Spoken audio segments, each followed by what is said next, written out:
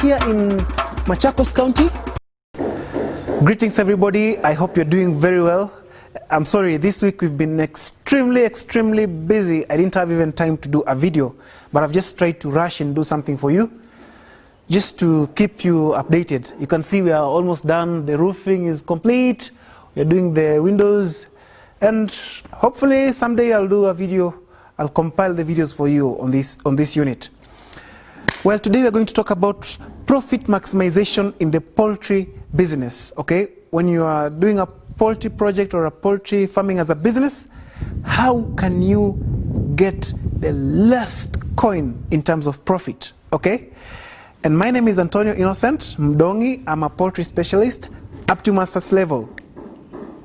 And this is AfriChick YouTube channel.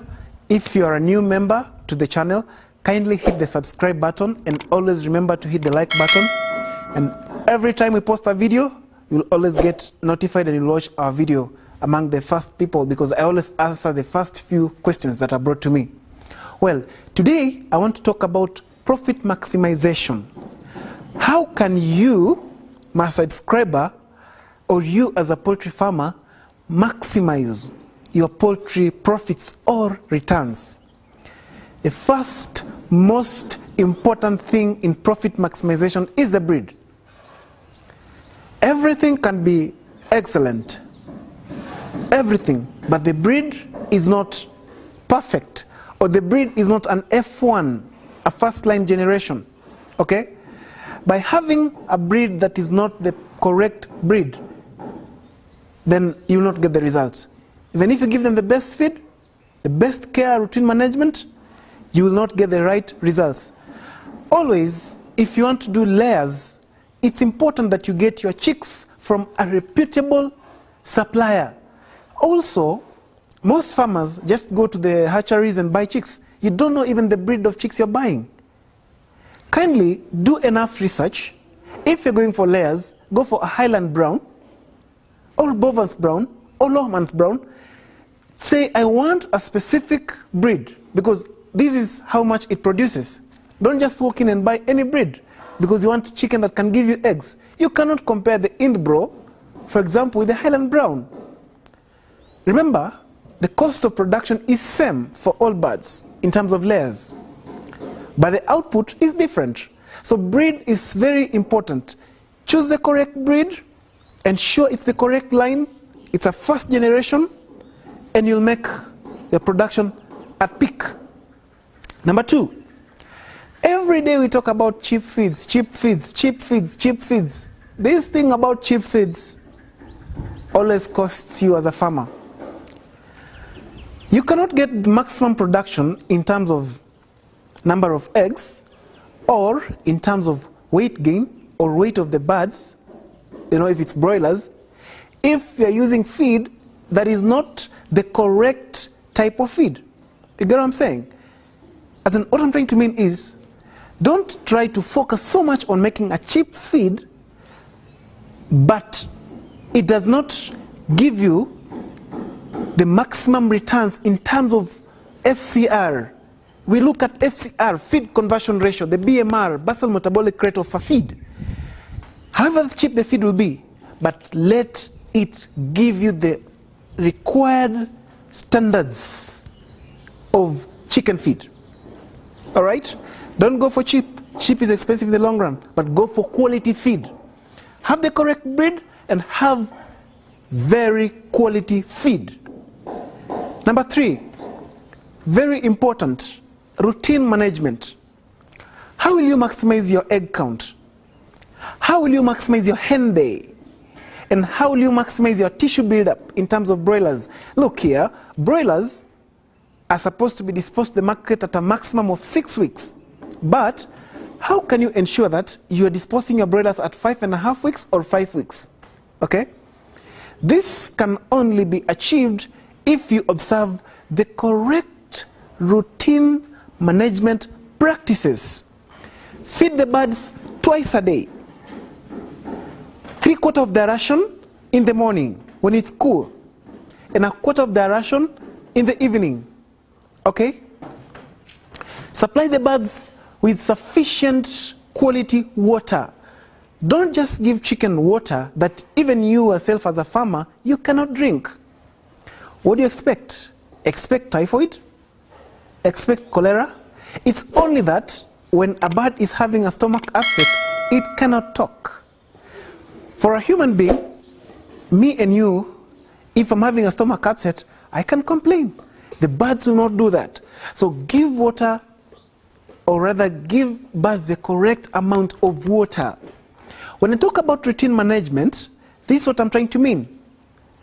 Have a continuous repetitive cycle of handling the birds.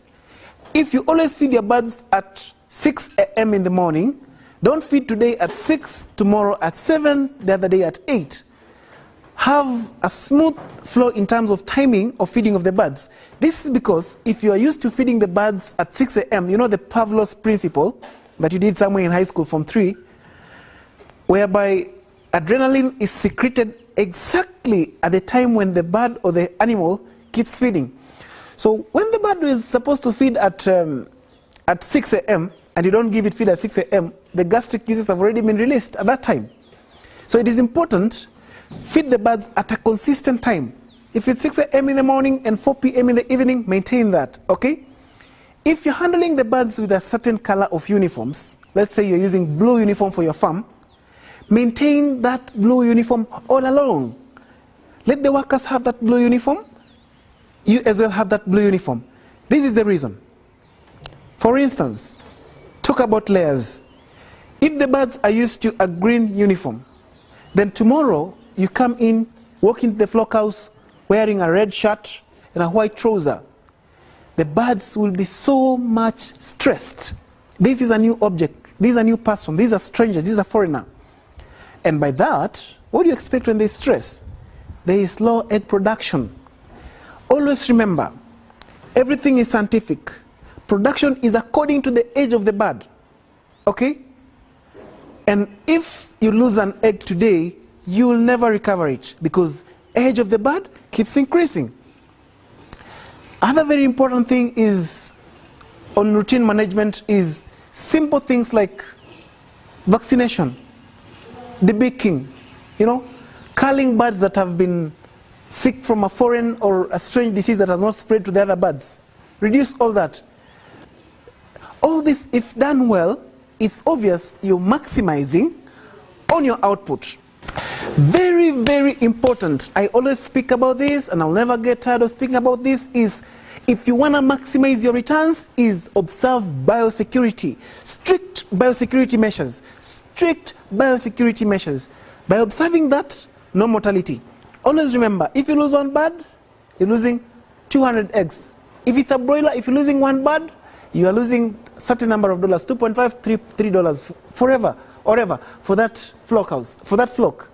The bird has been eating all along. You've been paying a laborer to work on them. You've been giving them water. You did a structure for them. But then you don't sell the bird. That's a huge loss to you as a farmer.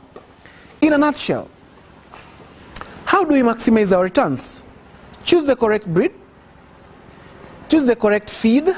Maintain on quality even though you're formulating your own feed or you're buying from the agrovets. Quality feed. 3. Keen biosecurity measures to control on mortalities. 4. Very important, work on maintaining a correct routine management program to ease or reduce stress induced to the bird. Those are some of the very important things I would like to talk about. Someone will say, how will I maximize my profits in terms of going for the structures? You can do any type of structure. The structure only comes in terms of efficiency. If you want to increase your production per unit area, if you want to do production in areas that are too hot, and if you want to do production in areas that are too cold, that's when the structure comes in. We play about with the structure and give you what other people can attain in other optimum environments. So at this point, in terms of profit maximization, just have the correct structure. But the type of structure doesn't matter at all in this. I hope you've learned something. Remember to hit the subscribe button, hit the like button, and we'll always work together.